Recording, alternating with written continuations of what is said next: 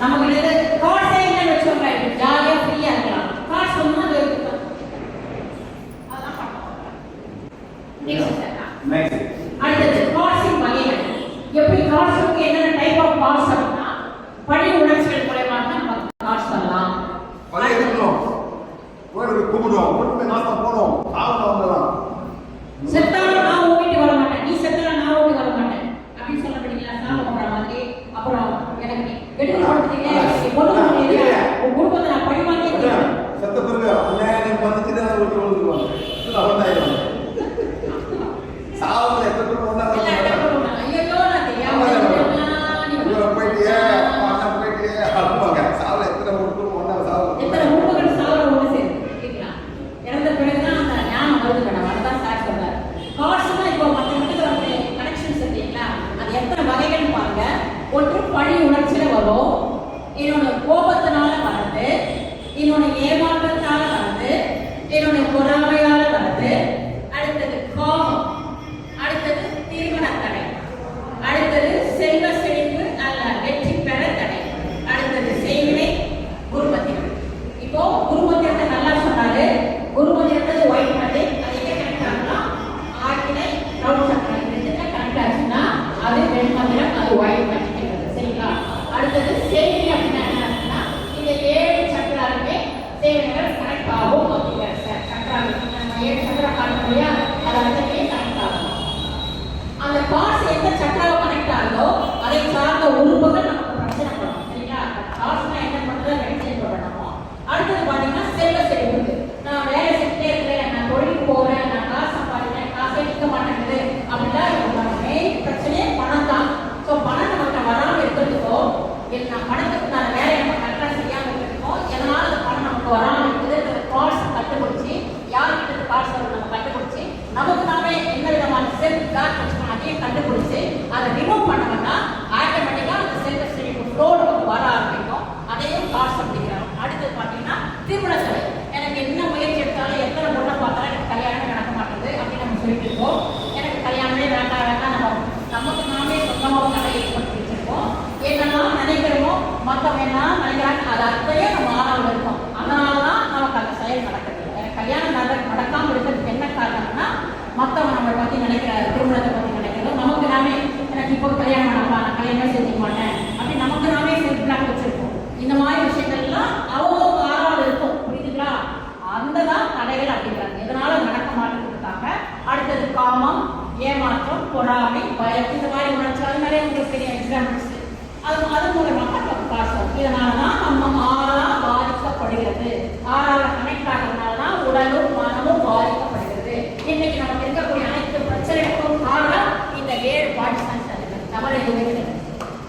இதுதான் மொத்தமே காரணம். பிராணாயாமத்துக்கு அடிப்படையான விஷயத்தை விட ஹைலைட்டான விஷயம் எந்த இடத்துலையும் சொல்லாத விஷயம் என்னன்னு பார்த்தீங்கன்னா இந்த கார்ட்ஸ்னால தான் நம்மளை பாதிச்சு நம்ம கஷ்டப்பட்டு ஒரு பிரச்சனையை ஈஸியாக சிம்பிளாக நம்ம விளக்கம் போட்டு அந்த பிரச்சனை நம்ம எப்படி வருதுன்னு நமக்கு கற்றுக் கொடுத்து அந்த கார்ட்ஸ் ரிமூவ் பண்ணுற வழியையும் சார் நம்ம செஞ்சுட்டாங்க. மேடம் இவங்க பையன் வந்துட்டு சின்ன வயசுல தலை வலிக்கும். எந்த வயசுலேருந்து மேடம்? சின்னனா 1 வயசா? குழந்தையிலே அழுமா, எதுனாலும் தெரியாது. எதுவும் தெரியாது. கொஞ்சம் பெருசா இவங்க ரூம்ல போட்டு பூட்டிடுவாங்க. அதுக்காக எப்படி கற்றுக்கிட்டாங்க? ஆக்கிபாச்சர் கற்றுக்கிட்டாங்க. அம்மா இல்லை மேடம் ஆக்கில் கற்றுக்கலாம் போனோடனே நல்லா இருப்பாங்க. திருப்பி அழுவோம். 6 மணிக்கு கணக்கு 6 மணிக்கு சாயங்காலமா ஈவினிங் ஸ்கூல்லேருந்து வந்த உடனே தலைவலி. அப்புறம் வயசு வந்தோடனே தலைவலி காமிக்க ஆரம்பிச்சான். ஸோ பிஹெச் வந்த பிறகு சொன்னேன் குலதெய்வங்கிட்டேருந்து கார்ட்ஸ் வருது. குலதெய்வம் அங்கேருந்து வருது மேடம், அந்த கோயிலேருந்து வருது. சரியா? அப்போ என்ன பண்ணுறப்ப அப்போ 8 வயசு சார். 8 வயசு. நான் என்ன பண்ணேன் மேடம்? அந்த குலதெய்வம் கோயிலே க்ளீன் பண்ணி கோயிலே க்ளீன் பண்ணேன். நான் எப்படி பண்ணுறது? ஆனால் அவங்க குழந்தை பயப்படுவாங்க. என்ன ஆச்சு மேடம்? அதுக்கப்புறம் தலைவலியே வரல சார். ஆல்மோஸ்ட் இப்போ அவனுக்கு 22 வயசு. இப்போ 22 இயர்ஸ் சார். 22 வயசு வரைக்கும் வந்ததே இதான். உங்களுக்கு குழந்தை பொறுத்தா இருக்கலாம் மேடம், அது உங்கள் குழந்தை. அவங்க ஓகே எனக்கு யாரும் வந்தாலும் தான் வந்து அதை நீங்கள் பண்ணுறாங்க.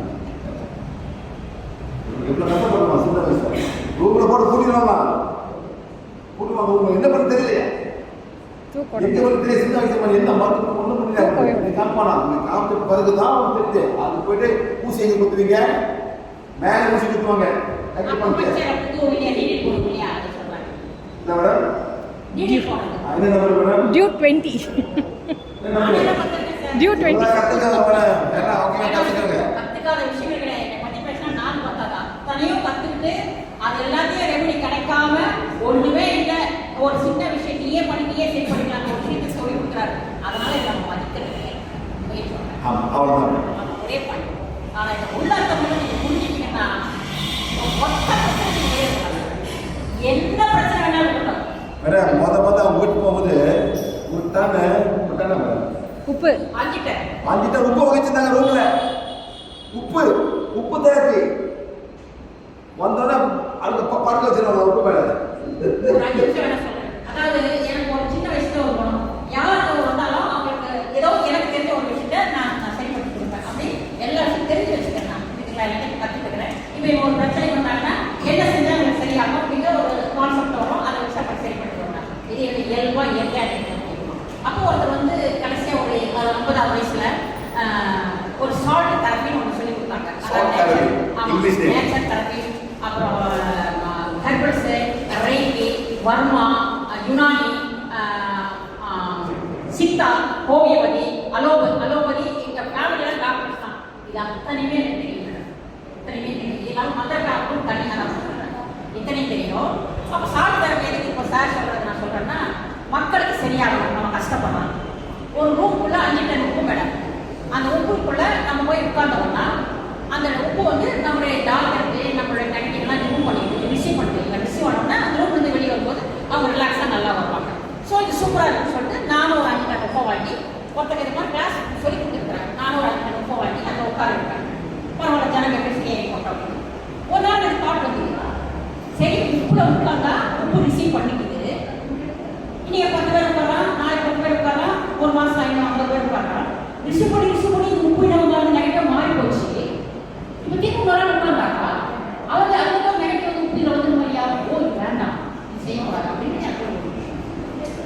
வீட்டுக்குள்ள பழுத நல்ல விஷயம் என்ன செய்வோம் உப்பு எடுத்து சுத்தும் போது அந்த நெகட்டிவ் உப்புல வந்து நம்ம சொல்றோம். அப்போ இருக்கிற எனக்கு அறிவு இப்போ உப்பு நம்ம உட்கார்ந்தோம்னா நல்லா புதுசா இருந்தா உப்பு புதுசு தானே நல்லா ஆயிடும்.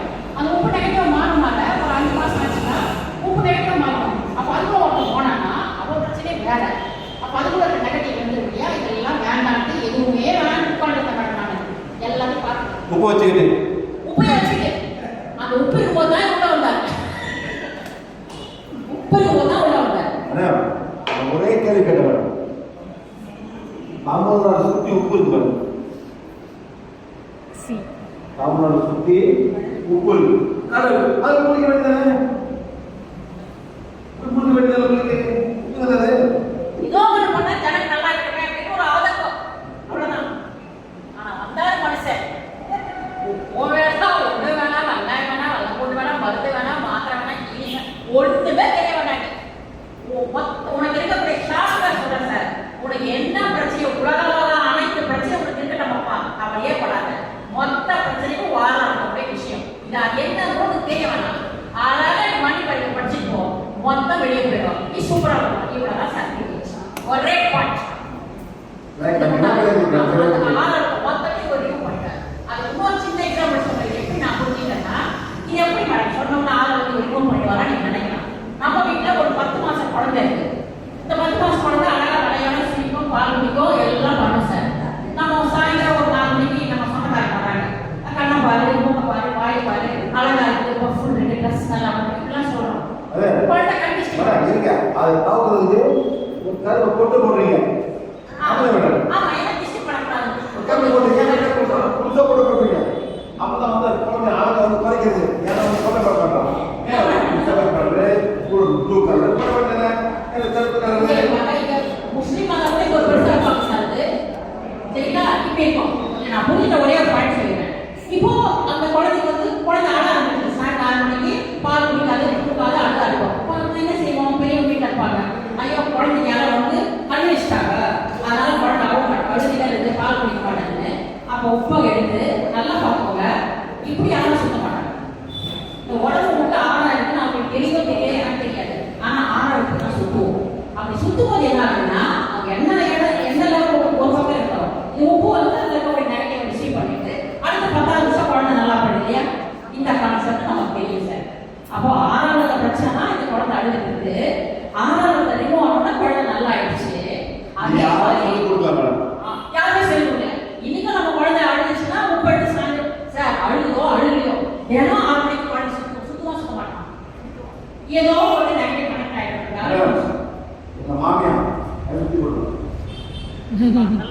கஷ்டமா பண்ணும் ஏன்னா அவங்க வந்து அந்த ஆள் ஓ எல்லாம் கிடைக்க மாட்டாங்க அவங்க நல்லா வந்து அன்னைக்கு ஒரு வந்து ரெடி பண்ணுறேன் ஸோ அவங்க மனைவிலாம் என்னை பார்த்து போன இருக்கும் நான் அன்னைக்கு கூட பிடிக்க மாட்டேன் ஓ அத சிவா ரொம்ப நல்லவர் சிவா பார்த்தியா நல்லா தண்ணி போடலாம் உட்காந்து கரெக்ட் பண்ணுவோம் நான் நினைக்க மாட்டேன் கண்டிஷன் எல்லாருக்கும் வந்து இல்ல அதனால எங்க மாமியார் என்ன சுத்தி நான் போட்டாங்க உட்காந்து சுற்றி போட மாட்டோம் எங்க அப்பா ஒரு பண்ண மாட்டாங்க சூப்பர் மெடி வீசுவாங்க ஏன்னா இவங்க நான் தண்ணி போட்டுவோம் அதுக்கு பயிர் பயந்துட்டு சுற்றி விடுவாங்க எனக்கு அந்த மாதிரி இதெல்லாம் வேலை செய்யும் இந்த மாதிரி சில சக்தி நடந்ததா இருக்க முடியும் இதே மாதிரி கலந்து போறீங்க போடலாம் மேடம் இதெல்லாம் நடக்குது இதெல்லாம் நடக்குது நீங்க கல்யாணம் பண்ணுங்க கல்யாணம் பண்ணுங்க